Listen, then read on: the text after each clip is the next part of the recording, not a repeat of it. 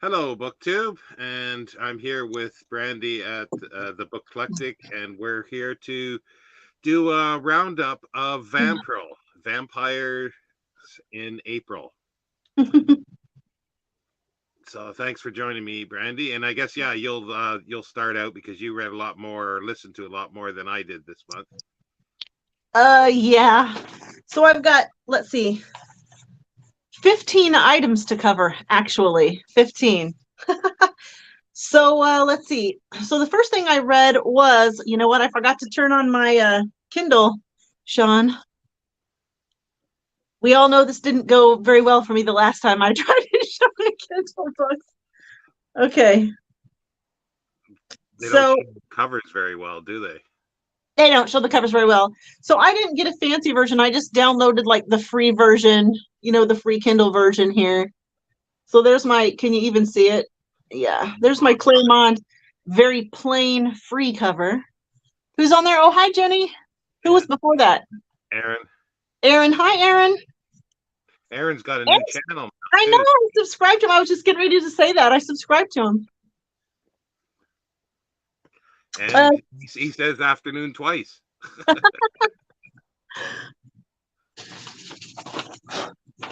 So did you read Claremont, Shawn? Yeah, I did read that one, yeah. So this one was really, really good. I really liked this, with the exception of that stinking priest. Okay, I probably better say kind of what it's about, huh? So, hi, Nicole. So this is about this man who's about to enter the priesthood. And just as he's about to enter the priesthood, he has doubts about doing so for reasons that I will leave for people who would like to read this, because it's a really short story, and saying too much, you know what I mean? I'm going to take away the fun of it. But anyways, he ends up living, he goes ahead and becomes a priest, and then he ends up living a dual life. And I won't say any more about that because I don't want to spoil this very short story. And it was wonderful. It was fantastic. But my only complaint is that the priest in the book places the reasons, all his character flaws, he places the blame for all of his own character flaws squarely on the shoulders of a woman. And I was really irritated by that. And I was like, forget this damn priest. You know what I mean? But other than that one complaint, it was fantastic. Just absolutely marvelous. And I would definitely recommend that anybody should read this. I mean, it's only like 50 pages or so, isn't it? I can't remember for sure. Yeah, something like that, yeah. But that author just packed so much into those 50 pages. I mean, it felt like a complete story to me.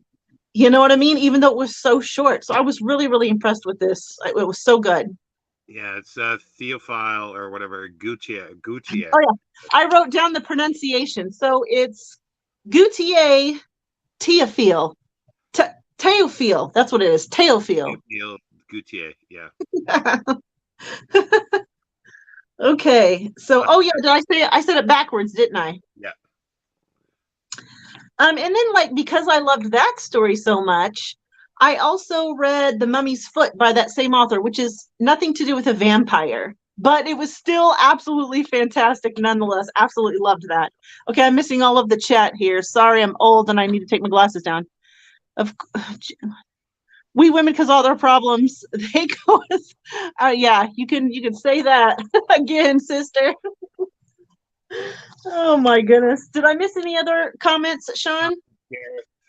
Gareth popped in. Oh, hey, Gareth.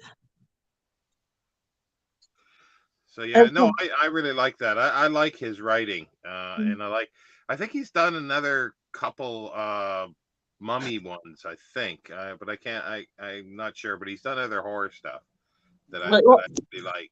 I was really, really impressed by both Claremont and The Mummy's Foot, and I definitely want to get like a collection of his stories because I'm into it. Good luck at getting something that's sort of complete because yeah, most of its stuff hasn't been translated as far as I can tell. Oh, dang. Well, that's disappointing. Yeah. Well, I'm definitely going to be on the lookout for whatever I can find. Let's see. Then I read The Vampire by John William Palladori. Absolutely fantastic. Loved it. 5 stars all the way. It's about this aristocrat who ends up meeting another aristocrat just in the course of mingling and being social. And he's really attracted to the man as a person. He finds him mysterious and very intriguing and interesting. And they become friends and travel around Europe together. And then, of course, not that this is not a spoiler, obviously, but it's because it's very clear from the start that the man that he's befriended is a vampire. And hilarity ensues from there. But that was so well done. I thought that one was like 5 stars. I didn't have a single solitary complaint about that at all. And interestingly enough, one of the things I did for my whole vampire parade here is I watched the great course called The Real Dracula. Is it The Real History of Dracula? That's what it is. And just in case you guys don't know, The Great Courses does have a streaming service, and it's called Wondrium. But yeah, and it was coincidental. They just put that course up like on the 15th of the month. So it was like perfect timing for my whole vampire thing. But in that little course, they talked about how the course is not that good, actually, you guys. I don't recommend watching it. But in that, they talked about that John Palladori was traveling around with what's the guy's name? Lord Byron? With Lord Byron. And they ended up not really liking each other very much. And so the idea is, or the theory is that I forgot the Lord's name in the story, but the vampire guy is based on Lord Byron. Yeah, I've always pronounced it Ruthven, but I don't think that's the pronunciation. Yeah, and you know what? I was going to put that down on my paper here, but I forgot because they pronounce it in the course for you, and I don't remember what it is now. But let's see. So that one, what was my next one? Just before you go on there, it's interesting because everybody sort of identified it as Lord Byron, as Lord Ruthven's Lord Byron, and Yeah. even in Count of Monte Cristo, they talk about Lord Byron as Lord Ruthven as a vampire. Oh, really? Yeah, there's little bits, and this is interesting. This is a book by Christopher Frayling. It's called Nightmare: The Birth of Horror, but it's the back that's interesting. Oh no! Oh yeah, you showed me that. I forgot about it. It's a painting of Lord Byron sitting on the balcony of Villa Diolati, or however you pronounce the villa there, where all this was written, and Frankenstein as well. And then there's Christopher Frayling sitting on the balcony as well. Nice. That's awesome. And this is kind of cool because it's signed by Christopher Frayling. It says "Children of the Night, what music they make." I love it. I'm jealous of that book. It's cheap. You can get it. Well, I probably will pick it up. Did you read The Vampire, Shawn? Yes. Yeah, I did. Yeah. What did you think about it? What were your thoughts on it? I liked it. I've read it before. It's not that he's not a great writer, that's for sure. So it's a little stodgy in the way. That's about the only way I could. And you can't read it quickly, I don't think, because you could stumble over his stylizing, if you want to call it that. See, I didn't really notice any of that.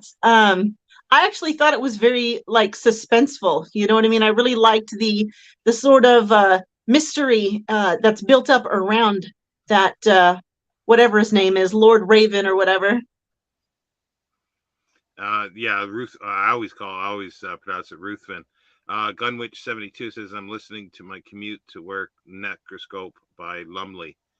I've heard that, but I don't know it. No, I like it. It's because it's basically the first English vampire story that wasn't a beast. It was more an aristocrat. Yeah, right. It's there's few English I think vampires before that, but nothing. Did that one come before or after Carmilla? Oh, that was before. This is 1819. So Okay, that was in 1819. gotcha. Carmilla's 72 or something like that. I don't remember. I can't remember the order now. Yeah. But I'm assuming that it must have, because I read it second. So I'm assuming Claremont was first, and then Vampire was probably second, and then Carmilla. No, the other way around. That Oh, it's the other Vampire way was around? first, but yeah, Oh, okay. Claremont is early 1830s or 1820s. I can't remember now. Okay. I bet I must have read Claremont first then, because I read The Mummy's Foot. Or because Yeah. I wanted to read The Mummy's Foot. Um. Yeah, it's a short story. Yeah, it's usually in a collection of other ones, like the Oxford World Classics does, and this is the Folio Society edition of it, and it has a really neat, which I'll talk about in a minute, uh, introduction. I'm just trying to find out who did the introduction. Lacasta Miller, whoever, I think Lucasta, I think that's a female. But yeah, it's just a collection of other horror stories. It's got Washington Irving, E.T.A. Hoffman, Charles Maturin, Walter Scott, and others. Geo Craftman, if you're talking about Claremont, it's 37 pages on my copy. And then I'll check the Vampire to see what that one is.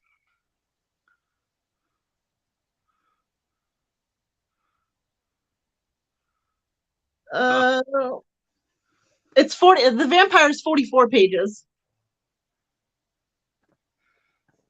Yeah, this is interesting what Aaron said. Yeah, because I've never seen this documentary, but I know this is a documentary as well. This is from a documentary on the BBC. This one, but I know which one he's talking about, but I've not seen it.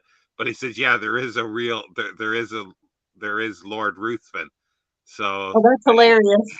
yeah, the same one, or That's the awesome. real one. That's awesome. Oh, I love Christopher Frayling stuff. It's really good. I've got a lot of stuff. I've got I'm just looking at the book The Yellow Peril. It's the rise, or so, the Fu Manchu and the rise of Chinophobia, which is really cool.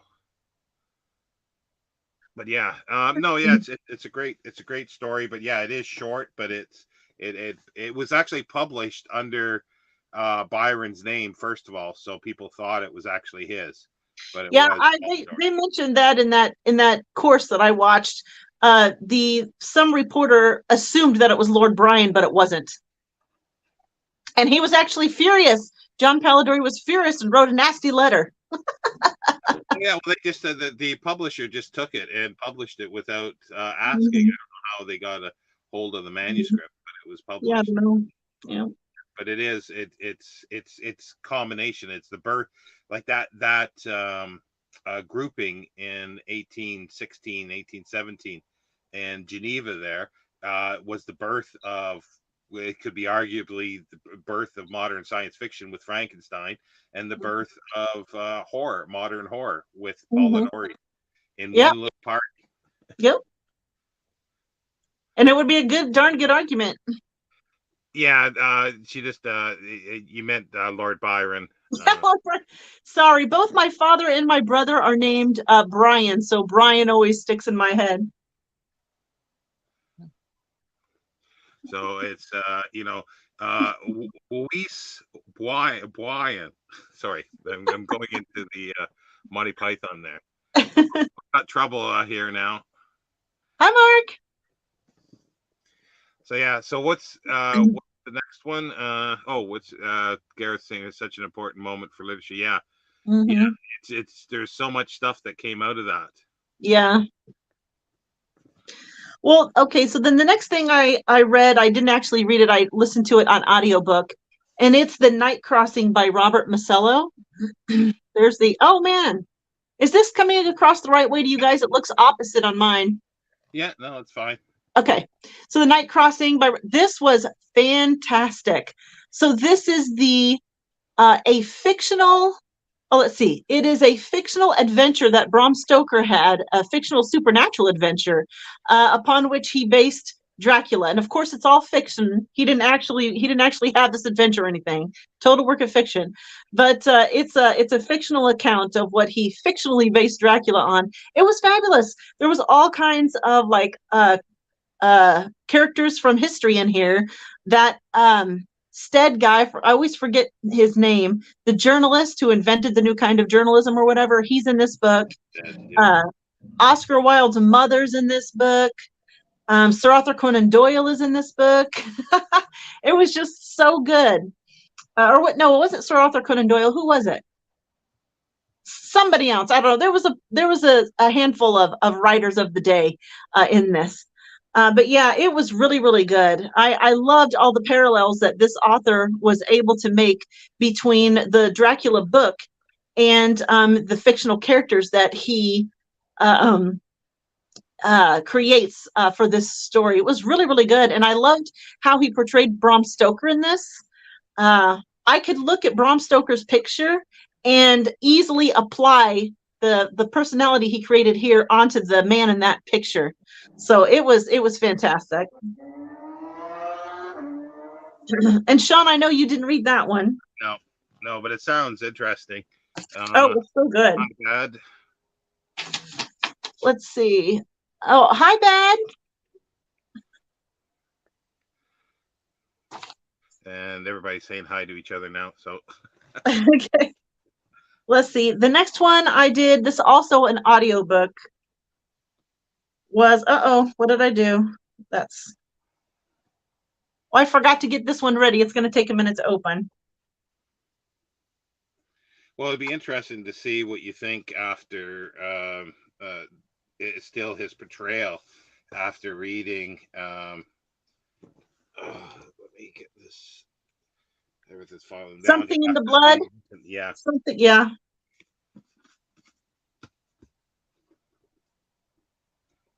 Here we go. Okay, so then the next one, again, this is an audiobook, was The Traveling Vampire Show by Richard Lehman. And I did like this one. It was good. It's about this group of teenagers, two boys and a girl, who decide that they want to see this traveling vampire show, which is supposed to feature a female vampire who will fight volunteers from the audience. And if they win, if they can stay in for 3 minutes with her, then they'll win $500. And they want to go see this, but you're supposed to be 18 or older, and all three of them are 15 and 16 years old. And it turns into this whole, sort of horror type situation. And I really liked it. I thought it was really well done. The entire book holds you in suspense. And that actually got a little bit tedious for me, because every single scene, it was like they were building up to some horror moment, but then there was no horror moment. There was always a logical explanation. And then the next scene would build up like something was going to happen. And like every single time I kept thinking, oh my gosh, what's going to happen? And then nothing happened. And that went on all the way through the entire book, all the way until the very end. Finally, at the very end, they build the situation up, or the author builds the situation up to be this huge climax. That I will say it was definitely worth waiting for. The climax was pretty cool. I really liked it. My only complaint about this book was that every single page, the boy who was narrating was objectifying every single female. I got so tired of hearing about the nice legs and the nice cleavage and the nice this and this about the female body. I could have choked on it. It was just, I'm not even exaggerating. Like, it was every page, every single page. And where that's probably accurate for a teenage boy, I felt it was way overdone in the book. He spent way too much time with this kid's mind thinking about the female body. But other than that, it was really good. I really did enjoy that. Like I said, I thought it was really well done. Just a few comments here. Bad is Goodreads and reviews. Richard Lehman. How do you feel about Richard? I still need to read one of his books. I was reading Seller, I guess is another. I Oh just yeah, know him as an author. I've never read him myself. I had never read him before I read this one. This is the only one I've ever read. Gareth saying, I guess he just bought the. I'm not sure if Oh, he means the one you just definitely. read. Yeah, Yep. Definitely. If you're talking about my book in instead of Bads, I would definitely recommend this one. I thought it was good. and he's saying the objectification seems to be a layman consistency. You just have to overlook it. It was annoying, but the story was really good. And Mark says he's a 16-year-old boy. So I'm currently reading Popsicle by Krista Wachowski. I've not heard of that one. Is that a vampire book? No idea. Every story I read had it in, by the way. Oh, so that the Oh. objectification. So sounds like a 16-year-old boy, Aaron says. That's what I hear from most booktubers about the description of women's body over and over. It's a fantastic technology horror read. Oh, okay, cool. Sounds interesting. Yeah. Like I say, I've never read anything by him. I just know his name, and that's it. So I'm not sure if I'd put that on top of my list, but the other one, the first one there. Oh yeah, The Night Crossing. It was definitely better than the Traveling Vampire Show. Well, I like the connection with Stoker. That's I did too. It really, having Bram Stoker as the main character was just fabulous and well done in that book. Oh, let's see. The next one I read was have my books out of order. Then I read Carmilla, which I think probably everybody knows that this is about a female vampire. And I did not really enjoy it very much. I mean, it was okay, but it didn't thrill me. I wasn't super into it. Shawn, I know you really liked it. I'm going to let you talk about it because I don't really have anything to say about it. It was just kind of mediocre for me. Yeah, no, I really liked it. It's the way it sort of described sort of the area, and I guess like I can now see, like they keep saying it's the basis for Dracula, but I don't quite get it. But I don't either. But when we get to the Dracula and yeah. You keep talking. I'm just going to show the illustrations. The annotated editions, there's a neat connection with that, but I'll wait for that. No, yeah, I just really liked it. It's I think it's a really good way the way the story was told, even though it was told by a sort of teenage girl. I didn't quite. Well, that's the one thing I didn't quite buy in the fact that she was a teenage girl. It seemed like a male. Like I don't think Le Fanu was really? writing a female. I thought she seemed very female to me. Oh, really? Okay. Yeah. Yeah. The female vampire did, but the what is it, Laura? Yeah, that's what I'm talking about too. The teenage girl seemed real female to me as well. Yeah. Okay. Yeah. It didn't quite strike me as that because it took me quite a while. Like even though I'm reading her name, I can't see. I couldn't see in my mind's eye a female. Like I was thinking it was a boy all the time for some reason.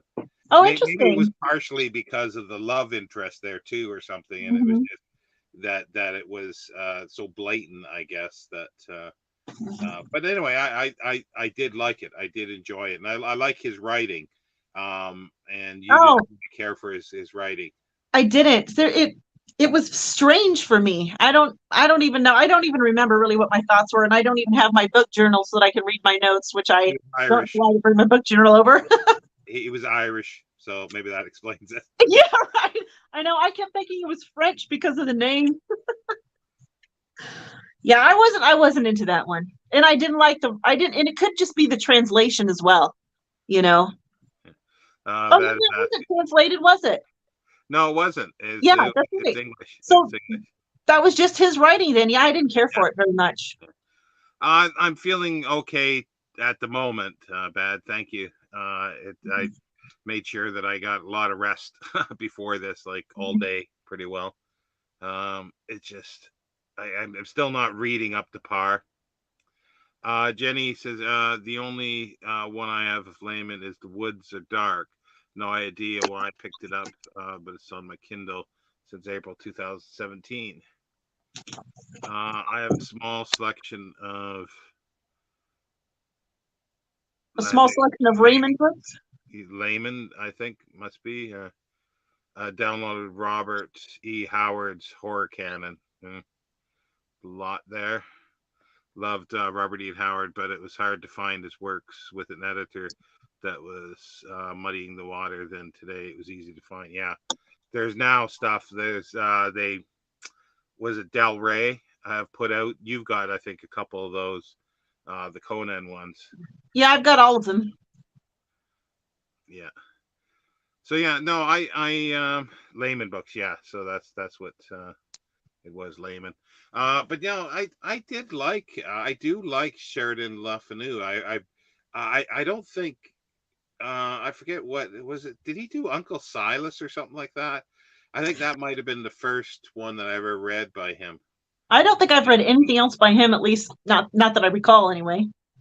Well, I'll talk a little more about it once we get to sort of Dracula. I take it you've finished Dracula, but I haven't. I didn't finish it. No, I'm not done with it yet.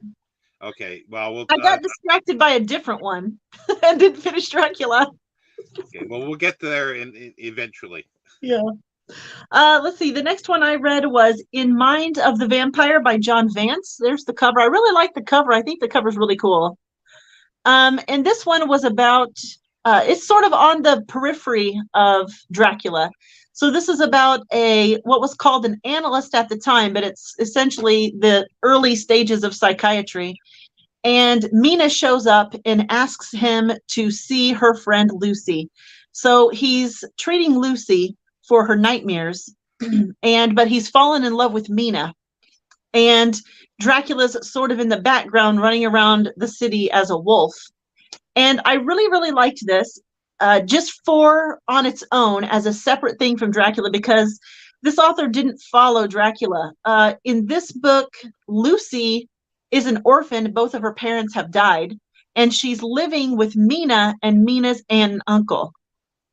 So that was different, you know. And in this book, Lucy actually met Dracula when she was a child through her father. And then I hated the ending. The ending I didn't like at all, but I thought it was good for the story that was being told, if that makes sense. It just wasn't to my taste, but I still liked it, and I still thought everything up until the end was really, really good. And I thought it was really suspenseful. I really enjoyed that quite a bit. Yeah, that one sounds interesting enough. That's something I might be interested in reading. Because, like I say, the pastiches and the connections, but there's so many of them with Dracula. There's hundreds probably. Yeah, I'm sure. I'm sure there are. Then the next one I read was An Unattractive Vampire by Jim McDoniel. McDoniel. There's the cover. I did this one on audiobook. Fantastic. This was like the best one of all of the sort of fluffier vampire books I was reading. This was like the best one. It was amazing. It was so good. I thought for a minute it was in a vampire in blackface, but it's not. It's just a shadowy figure. Yeah. So in this book, this vampire looks like Count Ulrich from Nosferatu. That's what he looks like. And he's a real vampire. So he goes underground during the time of the Puritans, whenever they were around. And it's 300 years ago. He goes underground, and when he comes up, there is a 23-year-old girl, 22-year-old girl, and her 10-year-old brother living in his house. And he has owned this house over the centuries. He's got an estate set up being managed by an out of the country bank. And anyways, he wakes up and there they are, and he ends up befriending them. And there are vampires in the world, but they're a diluted version of a vampire. They're all pretty and they're a lot weaker, and all this. And they play vampires on television. A lot of them play vampires on television. And he is furious. He's furious. He's like, who has diluted the vampire? Vampires are not pretty. They aren't gray. They're evil incarnate, you know what I mean, and all this. And so he's on a rampage to find out who has done this to vampires and get rid of them. And it's absolutely hilarious. It is so much fun. I had more fun reading this book than I think I've had reading any other book the entire year. This was a blast to read. Yeah, it sounds interesting. But You yeah, you would definitely like that, Shawn. That would be a book you would like. yeah. Uncle Silas was the Sheridan Le Fanu one, and Almighty Ohm loves the cover couple cartoon representation of Nosferatu. Gareth likes Mm-hmm. it as well. Sounds like Barnabas. Yeah, Barnabas from well, what's the Dark Shadows. yeah, Dark Shadows. Oh, crikey! I think I got through to about 400 or 500 episodes of that, watching it, and there's still like 800 to go. It's like I'm up to the point where they did a Frankenstein's monster as well. So they just ripped everything off, every horror story that they put into that. Some subtext to the plot. Yeah. I love the idea of that book too, and yeah, it sounds really fun. I wonder if this inspired "What Do We Do in the Dark." I don't know. Oh, I think What We Do in the Dark is older than this book. This book came out in I want to say 2015. Wait, so the main character is So the Steve main Donahue.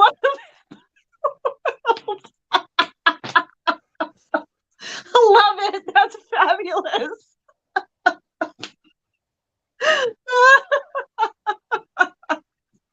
Yeah, he's the Steve Don, and he rants about everything, by the way, not just about what's happened to vampires. So yes, that's a great description. I love it. Oh man. But what's next?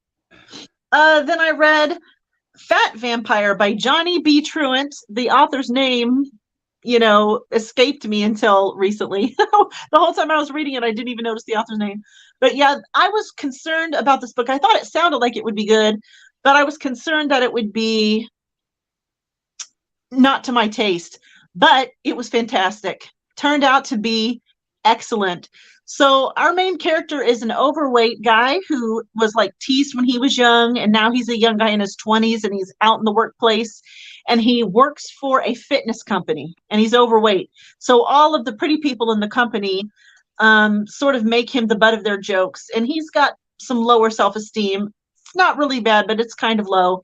And he gets accidentally turned into a vampire, which is not allowed, because anytime they're going to turn somebody into a vampire, the person has to be put through essentially a vampire boot camp.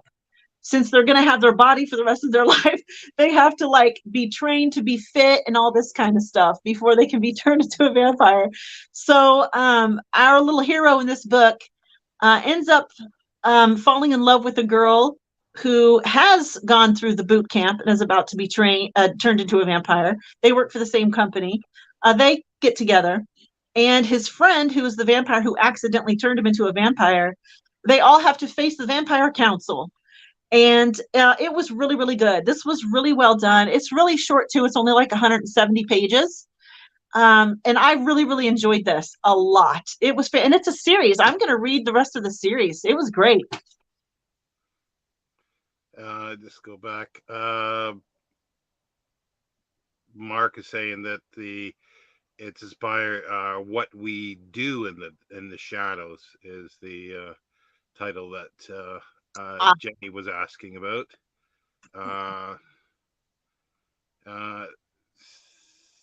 Funny show. I've never heard of it.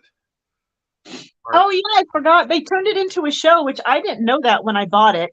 I bought that a few years ago. I had no idea they turned it into a show, and then the like updated cover happened on my Kindle, and then there's like a little stamp on the Kindle cover that says, "Oh, it's now a television show." And I was like, "Oh, I had no idea."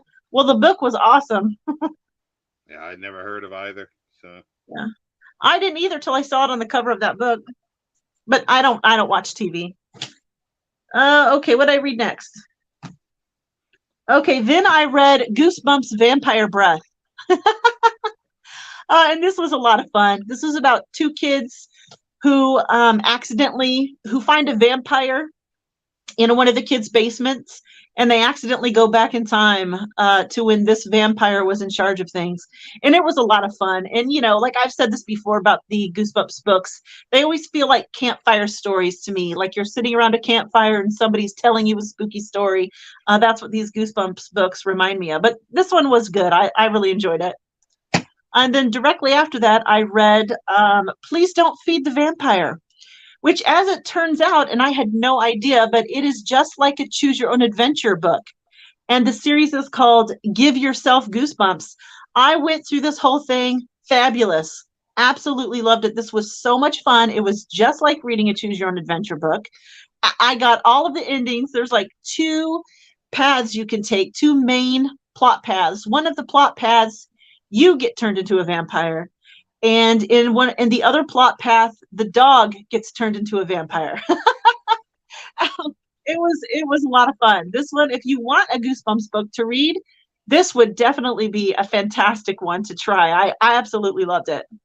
yeah, I think in the next selection that I'll be getting that. I think. So, Oh yeah, it was so good. but yeah, I really enjoyed the Goosebumps TV series as a kid. But never, yeah, I never knew there was a TV series. Uh, Mark is complaining of spoiler. Spoiler alert there. Spoiler alert for the Goosebumps book. Yeah. Oh no, those things happen right in the beginning. It's the first choice you make. But yeah, the other people, like, because I've read my first Goosebumps and did the video, and people are saying about the TV show. I think they've all, yeah, most of them, I guess, has been turned into I don't know what it was, a half-hour TV show, or was it an hour? I can't see doing an hour for these things. Half hour would kind of work, I think. Well, you know, I was too old. I mean, I was an adult, or you know, I was like 18 by the time these books started being published. And so I didn't ever read them as a kid. They weren't around, but they were around when my son was a kid, but he wasn't into them. He thought they were okay, but he only read, you know, 3 or 4 or 5 of them. And that's all he ever read. He wasn't into those. So I had never picked up one of these. I'd never even thought about it before. So, until recently, but I'm glad I did. I really enjoy them. The next one I read, this was like totally an audiobook. Dracula's Demeter by Doug Lamoureux. There's the cover. This is another pastiche novel. This one was okay. I liked it. I didn't love it.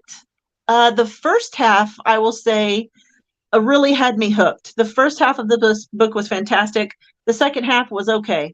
So this is all about what happens on the ship in Dracula that comes into port, and all the crew is gone. They all died, and the captain is like tied to the wheel. It's about what happens on that ship, and all of the characters on it. And the Demeter was one of my favorite. The little story of the Demeter in Dracula is like one of my favorite parts of that entire book, if not my favorite part of that entire book. So I was really excited to listen to this.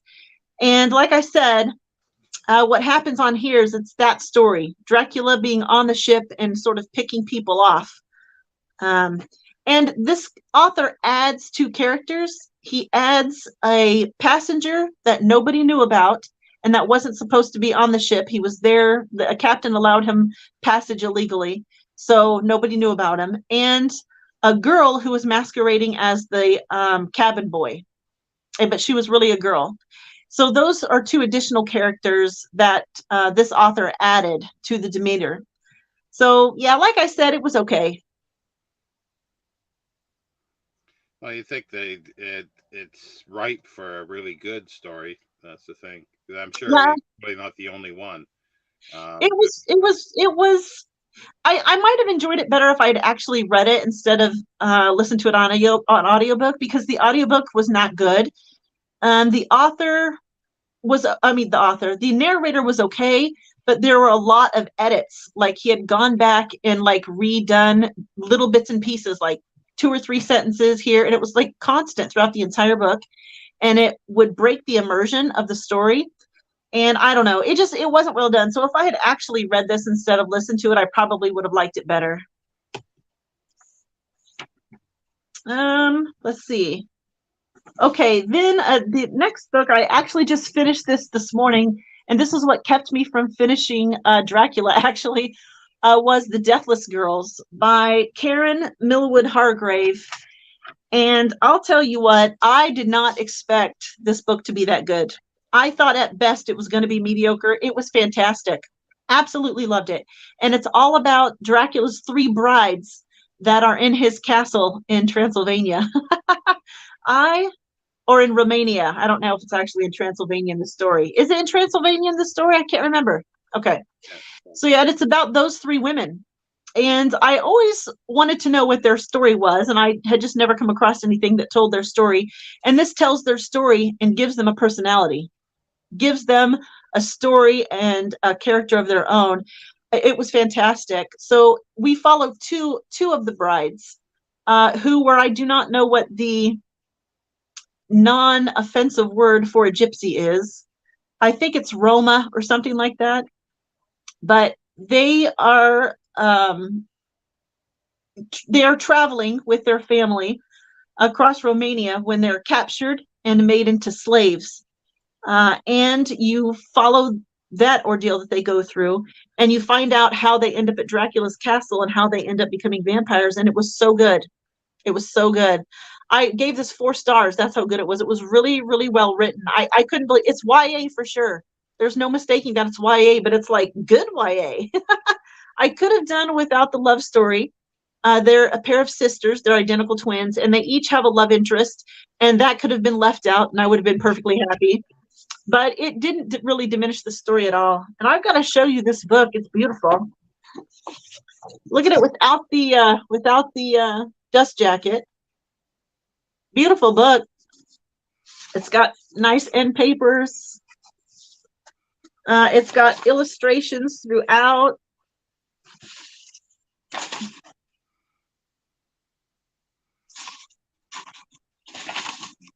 This looks like fallopian tubes to me. Probably done on purpose. Here. Yeah, it's a really nice book. I thought the book was beautiful, and I was really impressed. This was an unexpected, fantastic read for me. Nicole was saying hi to Ninja when Ninja showed up. Oh, sorry, Ninja Kitty. He's mad at me for not paying attention to him. No, again, yeah, there's just so many of these pastiches, though. Mm-hmm. And but yeah, I haven't gotten very far with Dracula at all because I put it on hold to finish up a few other things. Well, I started Dracula in this edition. This is my Word Cloud Classic Edition, which I love. The book itself, the physical book, it's got nice end papers. It's got a vinyl cover. They're really nice, really nicely formatted and everything. I really, really like it. And I liked the look of the book so much I bought a journal to match it. This notebook, it's got the entire text of Dracula starting here and ending over here, and then all of the lines in the notebook are the text from the story. They're not real lines, they're all the text of the story. So anyways, this is the journal that I'm using right now. But anyways, I got halfway through in this edition before I realized that it is very poorly edited, and some entire sentences have been left out in some cases. And I was really annoyed by it. So then I ordered the Norton Critical edition of it. And I figured I would do better with that anyway because it's got all the notes and everything. So I transferred all my markings into the Norton Critical. But now instead of being halfway through Dracula, now I'm less than halfway through Dracula because of all the additional notes and stuff. So the story is half over for me. In this, where I'm at, Lucy has risen and she's killing children. That's where I'm at in the book. Yeah, I've just started it, and I'm reading the annotated, the Klinger one, and it's such a big book that I've just noticed that it's starting to fall apart already. Really? Yeah. Did you buy it used? Oh, that's No, awful. yeah. So I have to glue that, but at least the webbing's holding it. But Did you buy it new or used? New, several years ago. Oh man. But yeah, it's just it's the cheap way new books are made. But yeah, no, I really like the way the annotations in it. Like that's the thing. It's like for every page of Dracula, well, you've got probably 3 or 4 pages of annotations in here. Mm-hmm. Then I've got the older annotated edition, which there's different annotations by Leonard Wolf. So I've got this one that I'm going through as well. Plus the Norton one, and then I've got the original Norton one, which have different annotations as well because they're different people that did it. There's still David J. Skull that's done that's the editor that carries over, but there's a different editor. So basically, for every page of Dracula, I'm reading about 10 to 15 extra pages. Mm-hmm. And it's just so I put it on hold. But I like the way Klinger has done it. He's done it in a framework. He's done it as if it's real, as if all these things are real. And he talks about other pastiches, other people that have written things, and because it's been postulated, I guess, in some stories that Dracula had a hand in the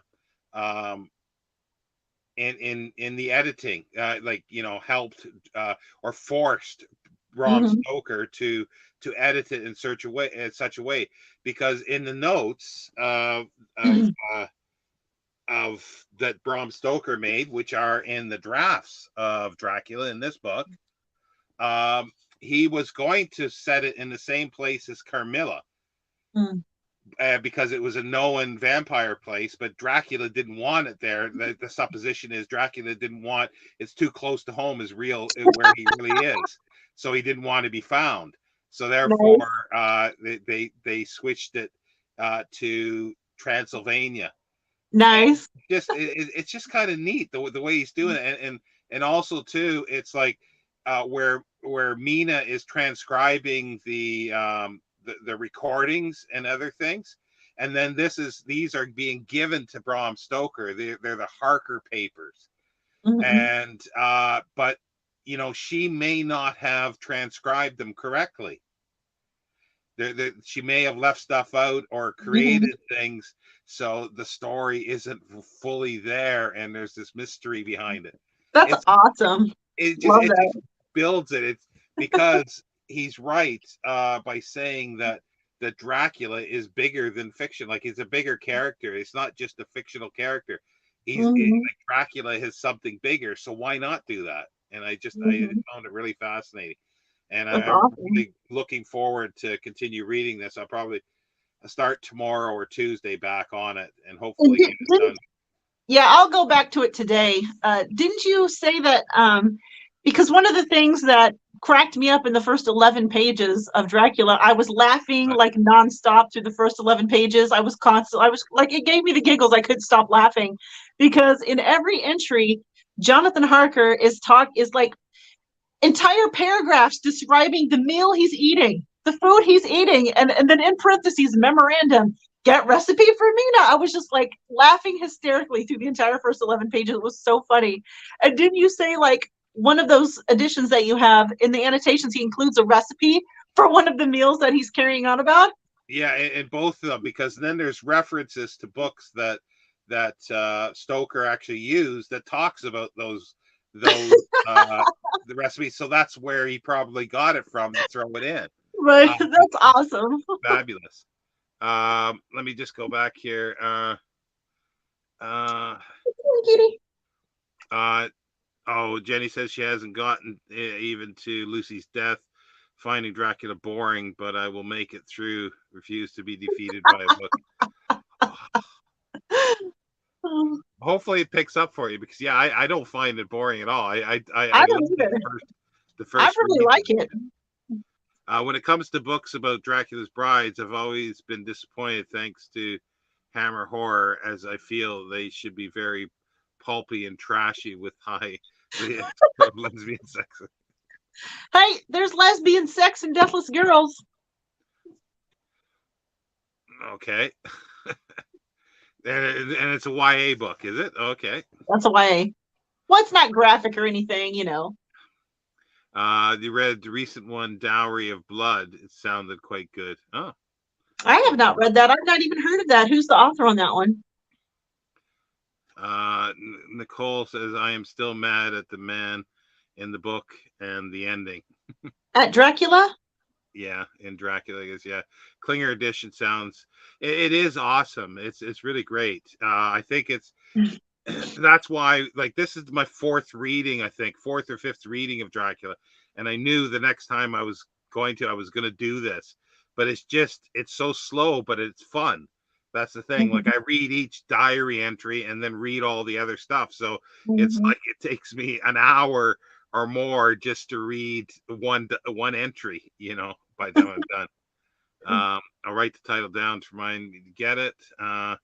Happy Sunday, everyone. Hello. Brandy's chair. It's a rocking chair. Yeah. It's a big rocking chair. But yeah, no, it's really great, because he goes through, and he also talks about the introduction or the preface to the Icelandic edition, where it's quite convoluted, and he talks about, like, Stoker talks, he mentions Jack the Ripper in the introduction, and it just in the preface, and it's very disjointed, so people have taken and run with that, and somebody's written a pastiche where Dr. Seward is, I think, is Jack the Ripper. Of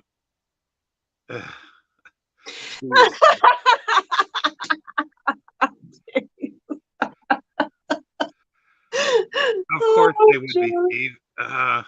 A Dowry of Blood is by S.T. Gibson. It was self-published. I think that nice. I'm going to look that up.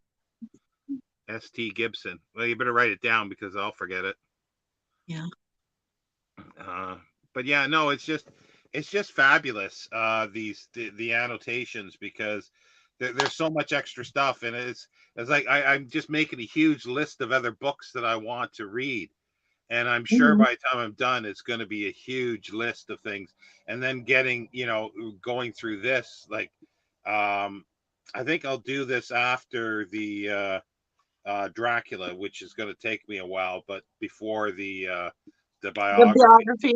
Yeah, that was me. See, I started down this vampire road, and then, like, I didn't have Dracula's Demeter.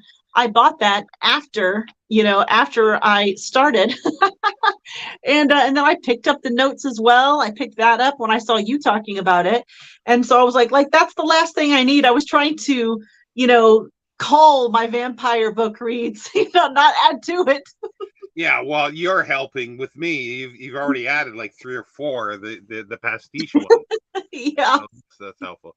The only part of Dracula I struggle with is trying to decode what the one guy is saying to Mina. She's like, oh yeah, the Yorkshireman. Yes. I had to read that multiple times to figure out, what is this guy saying? I was telling Shawn, I was like, I don't understand what this guy is saying. This is crazy, trying to figure that out. Yeah, I probably spent 30 minutes just on what that guy was saying alone.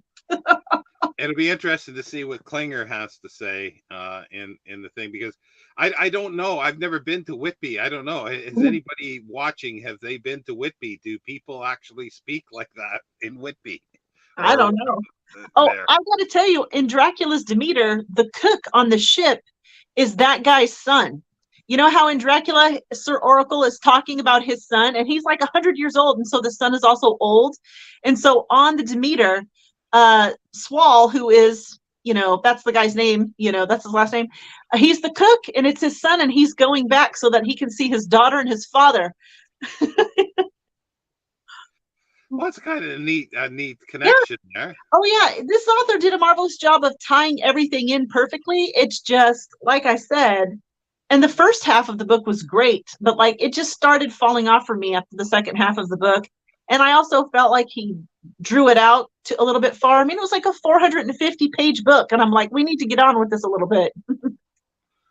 Mark says he's been to Whitby Abbey several times. Oh, wasn't far from his university. Well, there every year there's a vampire festival that's there in Whitby. I didn't know that. Yeah. Aaron is saying that Steve Donahue. I'm not surprised. They know that Deb could what could you away from them a bit at the moment, and they're understandably displeased. Everybody speaks weird once you. Well, yeah, Surrey is a bit of a well, how do I put it politely? Little upper middle class or upper class. I've just watched the screener for Last Voyage of the Demeter. Oh, cool. That's not based on the book, is it? Or is it something different? The book, you talking about the book I read? The book I read is called Dracula's Demeter. So okay. Yeah, but they can change the title, so it's true. Because it regardless, it is the Last Voyage. Yeah, it is. But yeah, no, it's just I'm assuming well, Steve has read all these, I guess, the annotated ones. Which you've referred, Steve, to the Leonard Wolf Essential Dracula. That's the one thing I wanted to ask you, since you're here now. Is the Essential Dracula by Leonard Wolf the same as the annotated Dracula, this one? Do you know? Because I've been wondering at that. It's a new Dracula movie. Oh, okay. Well, that's kind of cool. That'd be interesting to see. Well, I like Demeter. So I would be interested in I'd be interested in the movie, but I'd also be interested in more books that were centered where the Demeter is it's the story of the Demeter, rather. There must be a lot of it, because I would think it's right for it, and if there aren't, then I'm really surprised. But the other things that I wanted to say too was, like, yeah, this year I'm sure this is gonna just explode my list of books that I want to read. I'm sure, because I want to look at stuff that they mentioned. Yeah, that he used. Mm-hmm. Essential and annotated are the same, I think. Oh, okay, cool. Because I'd wondered at that, because you've I think Brandy, you've got the Essential Frankenstein by Wolf, don't you? Yeah, I do. Yeah. Which I think must be the same as his annotated Frankenstein, which I don't have. There's a film called Renfield out there at the moment. Oh, okay. Oh, yeah. Somebody said that to me. Because there was a book that was about Renfield. I thought I had it, but I can't find it. Somebody's written a pastiche. It's from Renfield's point. Well, I'm sure there's lots of them, but I thought I had it, but I can't find it. I don't know where it is. But nobody can play Renfield as good as what's his name from the Universal, Glenn Fry.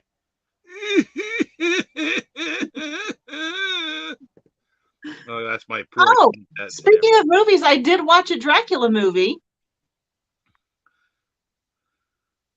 the county of RP accents. Family trees and telegraph poles. Nicholas Clay's. Oh, really? Really? What? Nicolas Cage is Dracula? I'm not picturing that. No, it's just that's just really takes it away. Renfield with Nick Holt and Nicholas Cage is also some really good stuff. Yeah, I don't know about that, but Yeah. might be worth seeing. Sorry, you were saying Yeah, I watched the 1979 Dracula with Frank Langella as Dracula. Wow. That was the first Dracula movie I ever saw. I was like 6 or 7 years old. I had to have been 6. I was 6 when I watched that movie. And so I had to rewatch it. And there is some, even though it's super cheesy poof, it has some beautiful camera work in that movie. I cannot believe how good the camera work is in that movie. I was thoroughly impressed with that.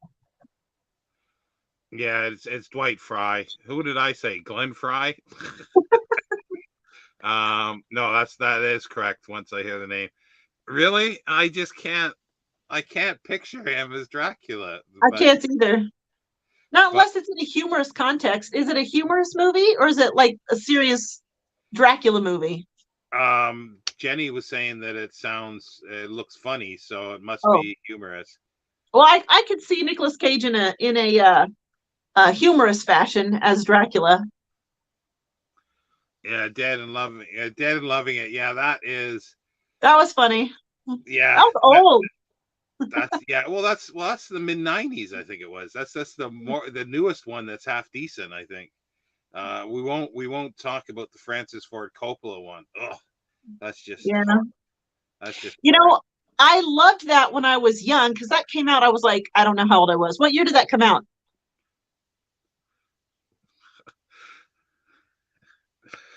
Oh God, the Odeon lead popped up again. Oh God! Well, yes, Shawn, right. What year did that Bram Stoker's Dracula? What year did that come out? That was 90. Was it 92 or something like that? I think it was early 90s. Okay, so I was like 18 when that came out, and I loved it when that came out. I saw it in the movie theater. Absolutely loved it. And then I rewatched it like a year ago or something. Terrible. I hated it. Except Gary Oldman. Gary Oldman's performance was fabulous. Jenny's saying it's 93. 1993, okay. So I was 19 then. Yeah. Geocraftsman is saying that. Oh, 93. I was 7. I was 18 in 93. That's right. I was getting a little old. I was in my late 20s. So what's he saying is the title of Edgar's biography? Dead and Loving It. Oh, Dead and Loving It. That's good. and I suppose maybe I'll use that as the frontispiece that vampire photo that I sent you. Oh my gosh, yeah. No, I better not show it on here. Yeah, you better not. I had covered up the boobies on that one illustration in Carmilla that I had because I didn't know. Well, the boobies aren't the problem on this one. Well, yeah, that's even worse, that picture. Near Dark came out around that time. It's awesome. Keanu Reeves. What's Near Dark? Who's in that? I'm not sure. What is the Bad Mouth Coppola's prom? So it's not, Steve. Steve, what are you saying? It's a bad. Terrible. The acting was awful. Everybody was terrible in that movie except Gary Oldman. Oh, and the actress who played Lucy, she was actually good as well. Yeah, that one I haven't seen the BBC one. That's the one that's what's his name? The ones that created the new Sherlock. That I do want to see, and I've not seen that yet. Oh, I watched that Sherlock show. I watched that a couple of years ago. The one with the Cumberbund guy in it. I forgot his name. But the creators of that did Dracula as well. Well, the Sherlock one was fabulous. Favorite film of Dracula is the Monster Squad. I like the Abbott and Costello meet Dracula or whatever it was with all the with Bela and all that. They were bad, but they were good. Of course, Steve loves Coppola's Dracula. He's sick of it. Gosh. I Um, can't believe you like that movie, Steve.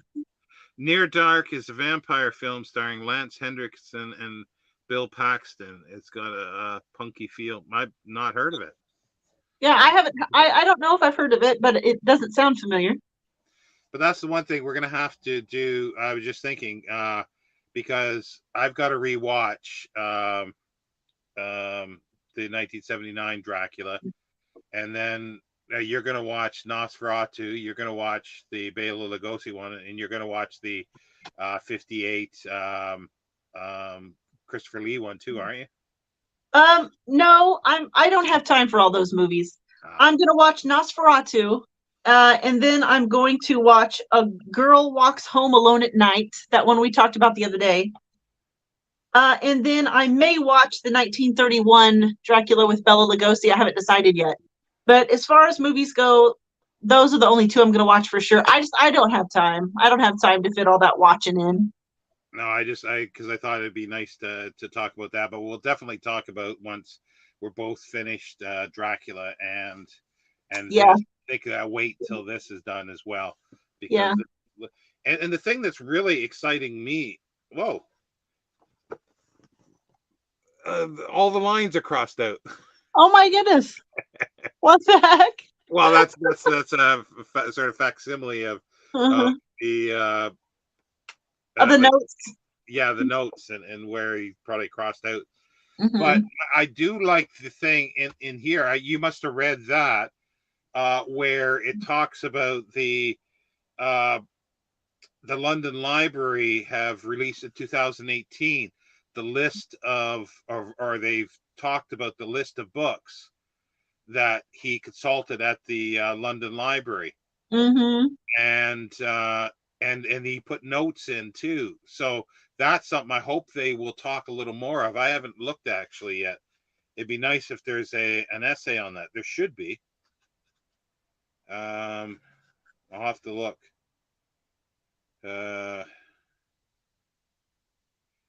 There's one from Dracula to Twilight. Murnau's Nosferatu. How do you get Twilight in there with Nosferatu? I don't know, but I have a guilty secret. I liked the Twilight movies. I liked them. I only read the first book and didn't read the rest because I didn't think it was that interesting, but I loved the movies. I thought they were good.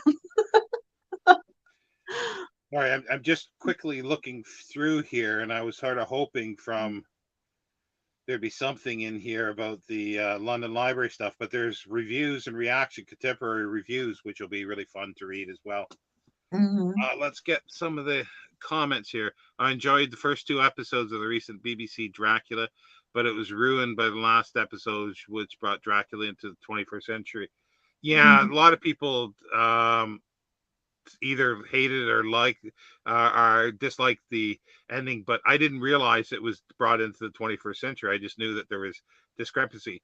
Thanks for ruining it for me, Aaron. The episode on the Demeter was great. Assume we'll all be rewatching Kindred. I don't know about that, but that's a TV show, right? Well, there was a film called Kindred. I don't think I'm aware of that one. Lost Boys. Yeah. A lot of people like the Lost Boys. I didn't quite get it, but I liked it. Okay, it's not my favorite, but it was fine. Favorite part of A Girl Walks Home Alone at Night is wonderful cat acting. Okay. Yeah, I'm really anxious to see that movie. For anybody who's not aware of it, it's filmed in black and white, but it's a modern movie. And the language being spoken in the movie is Persian, even though it's an American film. And so it's subtitled. And I am really pumped up to watch that movie. Oh, yeah, that's the one you were talking about. I couldn't place it. Yeah. Yeah. Yeah, this one, I want to get the book. Abraham Lincoln Vampire Hunt. I've got to get the book. It's just so bizarre that I've got to do it. Tom Waits play Renfield in the Coppola.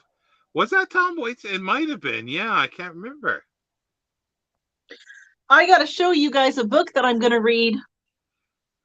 Well, I don't know if I'll get to it, but I'm hoping to. If we're going to talk about nonsense books.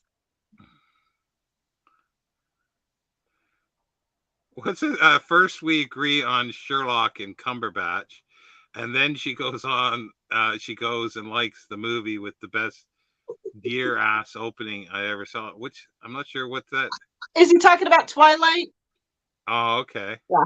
Mm-hmm. Here's the book that I really want to read. Zombies, aliens, oh yeah. Zombies versus aliens versus vampires versus dinosaurs. This has got to be a good read, right? Yeah, I will get to Let the Right One In at some point. Maybe this will be. Are you still thinking of doing this for October, Vamptober as well? Are you talking to me or to Mark? Yeah, to you because you mentioned. I don't know. I don't know. But I'm definitely going to read at least a couple more of my vampire novels during the month of October. But I don't know for sure if I'm going to turn my October into Vamptober. But maybe that's where I could read the Let the Right One In. I'm talking about the TV show. Yeah, I would not touch that with a 10-foot pole. I've never heard of it. I'm sure there was a film called Kindred though. Someone says Kindred, and I want to read Octavia Butler's book. Then I realized that this is probably what it was meant. Yeah, maybe that's what I was thinking of. Yeah, I have wanted to read that since seeing. Yeah, the American version is crap, but the Swedish version is really good. I saw the movie. The movie that I watched was subtitled, and it was several years ago now. Let the Right One In. Yeah, that would be the original, the Swedish one. The first Twilight movie has a deer ass for 1 whole minute, and filled eternity for the money I paid it to be. Okay. Hi, Yuri. Not Yuri. Tom Waits was. Oh, yeah, he was in. Yeah, I'd forgotten that. Who did he play in that movie? He played. What did he play? Gareth did say here, and I just forgot. Yeah, he played Renfield. Oh, okay. Yeah, Dwight Fry though is Renfield for me though. Little messed up Dwight Fry. I forgot they made a U.S. version of. Yeah, it's you want to forget it. You want to forget it. It's bad. It is really bad. But yeah, no, it's just definitely we'll have to talk about more with Dracula. I'm going to start taking notes on the annotations. Yeah, on the annotations. And actually, I sent you the recipes for some of that stuff. You should try to make. Yeah, didn't I send you screenshots of the recipe? I don't know, and I'm recording on my phone, so I can't look. Yeah, well, you'll have to try to add some of the recipes. I will. I was actually going to ask you after we got off of here to send me the recipes so that I could make them, and then I could do a YouTube video about the recipes and give it criticism. The American version of Let the Right One was officially. Was it a Hammer? Oh God! What's a Hammer film? Hammer was, well, it still is sort of a studio, but more TV. They were the ones horse films in the 50s. The big blood, lots of women screaming with big breasts. Yeah, that was the usual. If she has. I have not gotten around to it, but I have the Patternist series before dealing with. Yeah. There is a Let the Right One in TV. Okay. Didn't know that. I guess they try to flog it in every way they can. Yeah, I like the Hammer Draculas, but I only really like the first two. What is it? Is it called the Oh, Tomb of Dracula? I just remembered why that Christopher Lee Dracula is not on my list. Because I watched the trailer and I thought that I wouldn't be able to get through it because it looks awful. It's a good one. It's good. It's got its own place. I wonder if anybody loves the terrific. Oh, Shadow the Vampire. Yes, that is fabulous. I just dug out the DVD of it. That is fabulous. Yeah, I Willem Dafoe I is think I amazing. tried to look that up and it wasn't available. Um, I mean, at least for in a digital for a digital version.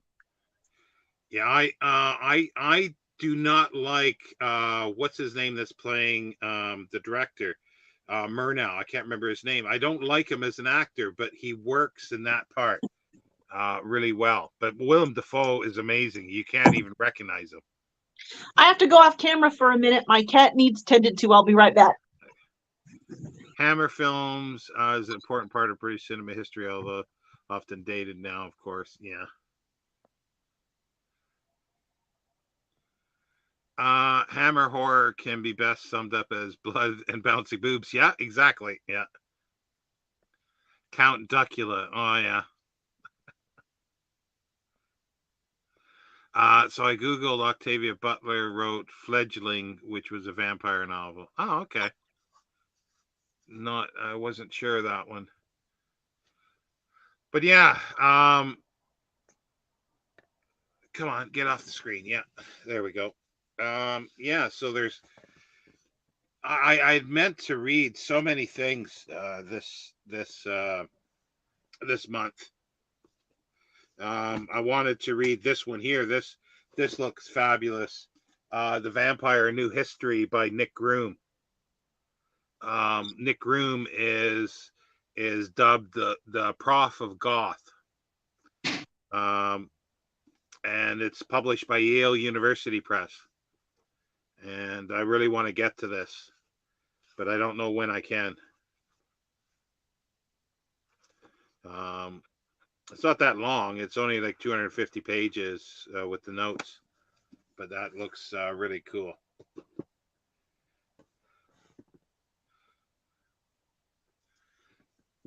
Oh, there's also for next month I've got to read.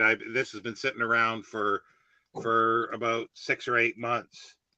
Empire of the Vampire for will Shawn like it? Uh, it's a big one. It's 800 pages or 700 pages. Um, I need to get to that this coming month in May. So that'll be the guy's a prolific writer.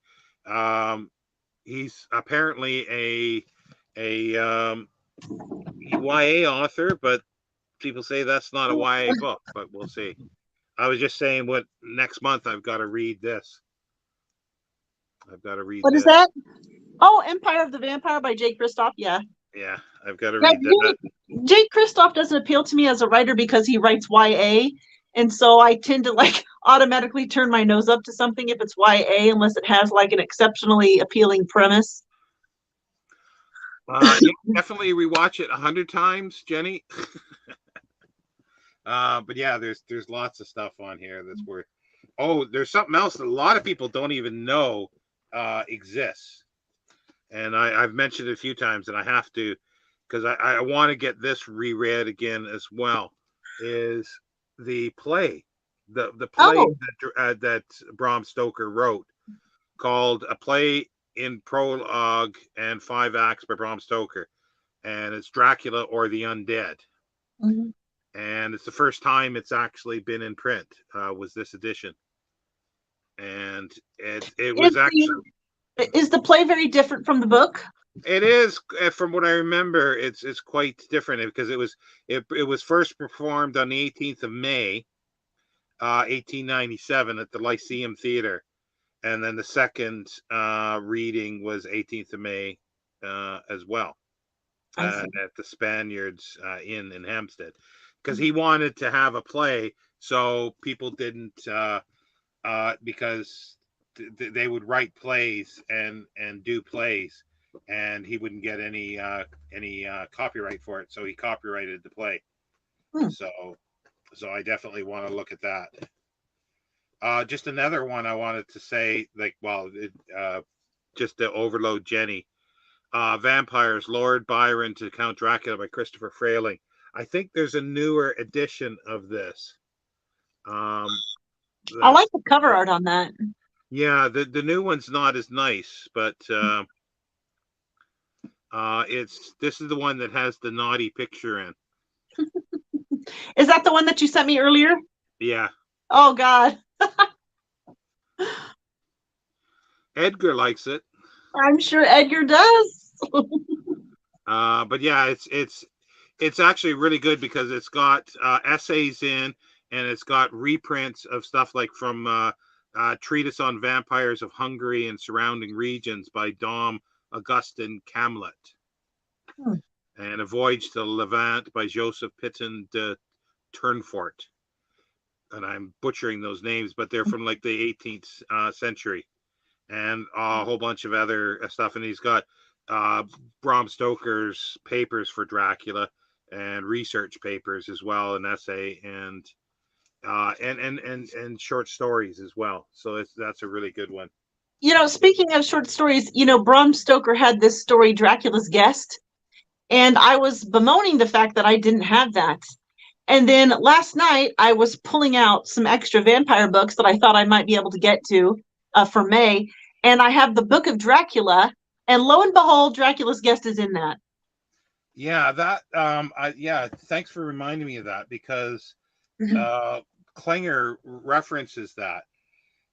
And there is apparently in the manuscript where Dracula starts, where we read it, it's chapter 2 or really? chapter 3 or something like that. So they don't know what's happened to the first chapter. They think it's actually letters and telegrams between Dracula and Jonathan Harker's employer, talking about setting everything up. But also too, and then that's where somewhere in there they think that Dracula's Guest might have actually fit somewhere in there. Interesting. Or at least some of the bits of it. This is familiar, so I think you've told me this before, or maybe you talked about it in a video or something. I don't know. Yeah, I think I might have. Yeah, I can't remember now. Oh, there is one other vampire book that I read that you didn't read. Oh, let's see what this is. Yeah, it's The Black Vampire. It's also 1819, the same year as Paul Ladore's. Nice. The Legend of Saint Domingo, and it's by Uriah Derrick Darcy, which was a pseudonym, and it's written in 1819 or published in 1890, but it's set in 1806 during the Haitian Revolution, and there's vampires there. And I love the cover. Yeah, well, it's they just go through, and there's vampires being created, like they're like almost zombies. It's quite a mishmash as well with the zombie lore that's from Haiti. So are the vampires in that story, then they're not created by a transference of blood then? No, this one guy does. He's like a he does voodoo basically, and he creates vampire. But I think the vampires are hereditary as well. It's quite disconnected in many ways, but it's quite interesting. And the guy or the person who does this is he writes a little introduction, which is quite interesting. But he's used the pseudonym by Phantom Plasma, PhD, PG Horror. And then in the copyrights page, it says, all rights reserved. This book or any magic potion thereof may not be reproduced in blood or used in any manner whatsoever without the express written permission of the publisher, except for the use of brief quotations in a book review. Always look on the bite side of life. I think you told me about this because that's familiar. I know you read that to me before. And I love the part here. If I don't know if Steve's still on, that he talks about there's he talks about other vampires, other types of vampires, and they equate capitalism to vampirism. Hmm. But there's another one here that he equates. I would like to know what I would like to know his reasoning behind there being a parallel between vampirism and capitalism. I would like to. Well, because capitalism exploits people and bleeds them dry. Oh, I see. Okay. Well, I thought there would be more to it than just that, but Well, I think there is a little more to that, but let me see here. I can't find the section, but he's talking about different kinds of vampires, um, and he's talking about how critics are vampires. Literary critics are vampires. I can't find the part to read it, but it's really great. funny. Uh, I will send. Well, okay. Mark wants the naughty picture. Oh God, it's Edgar porn, is what it is.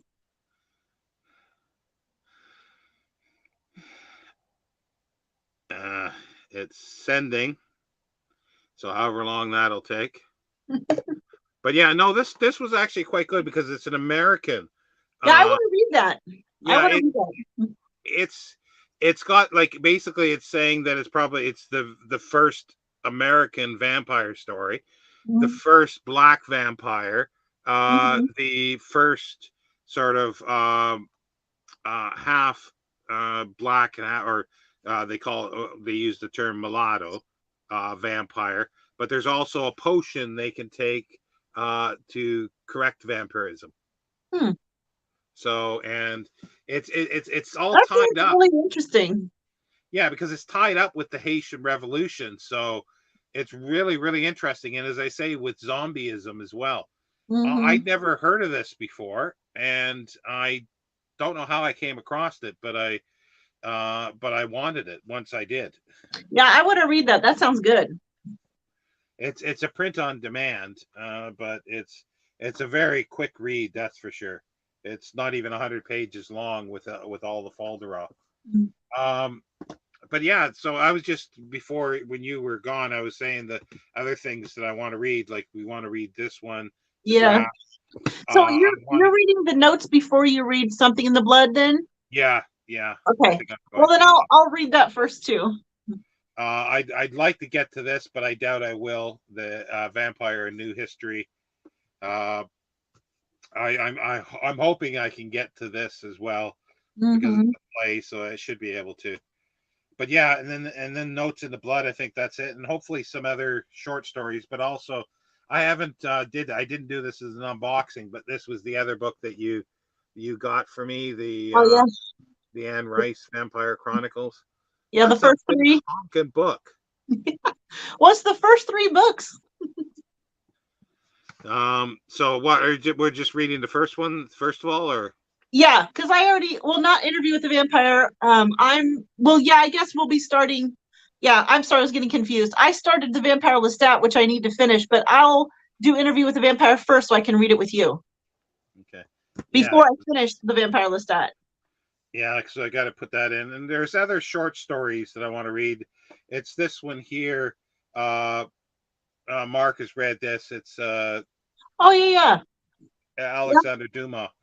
yeah. But He the showed thing, that in a Friday Reads. yeah, but the thing is, the chapter in here, the Carpathian Mountains, Mm-hmm. is like this is a fix-up novel from the 1860s or whatever it was, because most of these things were published separately. So I actually want to read the vampire bit, the original publication, Mm. which I do have on a PDF, but it's really difficult to read. Um, Other short stories. Yeah, well, in here there's There's a bunch of stuff that I can fill in, hopefully some short stories.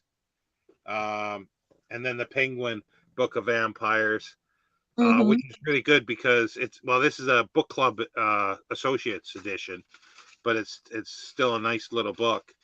But it starts out with the fragment of a novel by Lord Byron, and then Polidori, and then it's got an excerpt from Varney the Vampire, Hmm. and then The Mysterious Stranger by Anonymous in 1860, Carmilla, and Good Lady Duquesne by Mary Elizabeth Braddon, and then it gets into Stoker stuff. But none of these have Claremont Mm-hmm. for some And reason. Claremont was left out of the great course that I watched.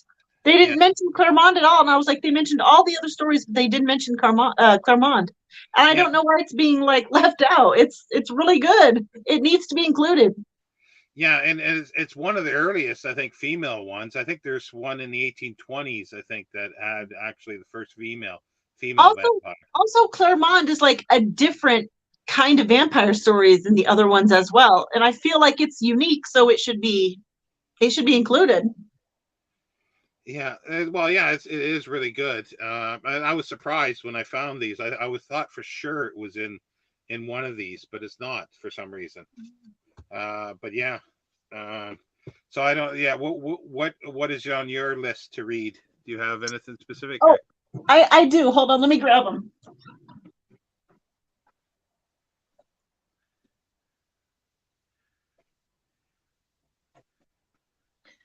Oops, I forgot Dracul. Well, it goes without saying that I want to read Dracul, you know. Yeah.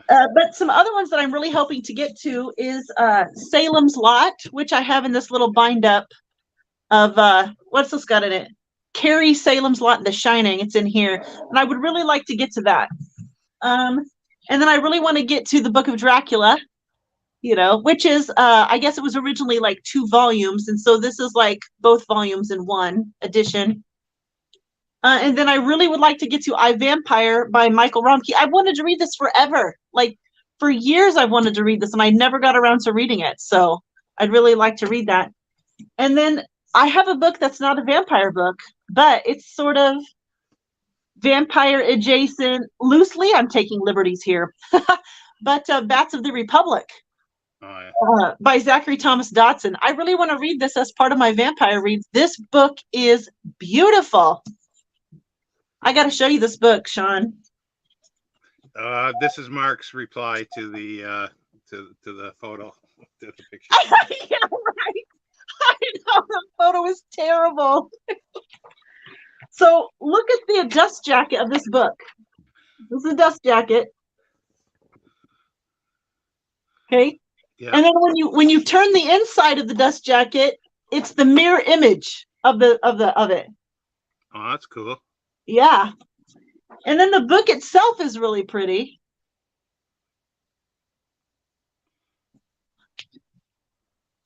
Is that cloth on the spine, or is it just different Yes, colored paper? it's cloth. It's got the end papers. They're all bats on the end papers.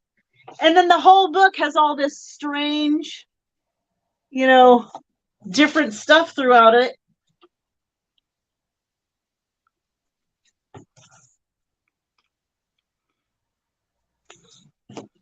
Who published that? Because it's not. It can't be a straightforward publisher. It's published by, I think the author like owns a small publishing company. It was probably, oh no, it says Doubleday on here. Wow, that's unusual for them.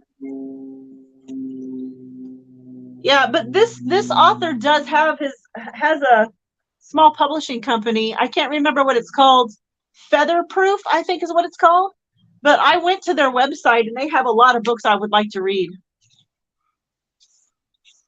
I like it, like regardless of what the book's about or if it's any good. I like the design of it.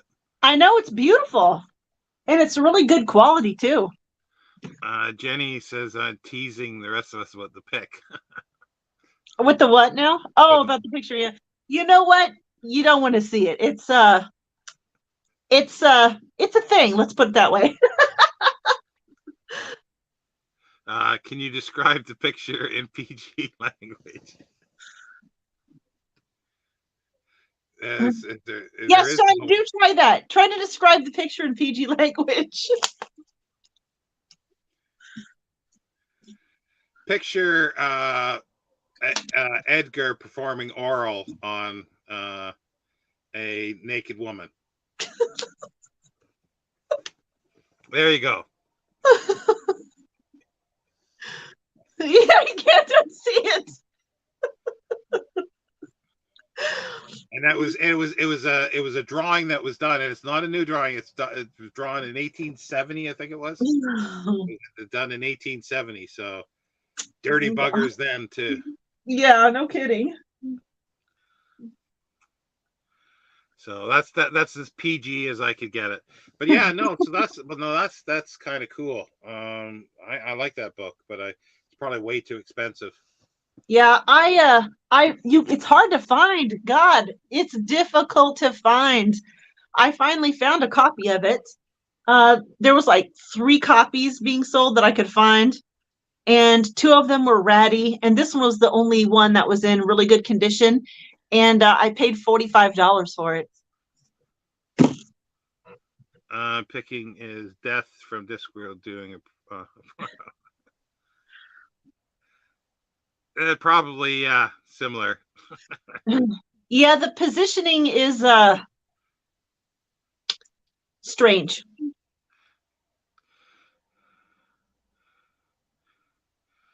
I don't I don't know remember what that is. the animator, but Barbara Crampton. She was an older. She's one of the Screen Queens. I think is that who I'm thinking of? The the British Screen Queens. God, it's hard to say. But I think that's about it for VAMpril, and we'll be back. Oh, the other thing is, well, you didn't finish this, but God, you can't really see that at all. It's Oh the yeah, I forgot to mention it. Yeah, Castle. I couldn't do it. As soon as I found out it didn't have anything to do with vampires, I was like, I don't want to read this.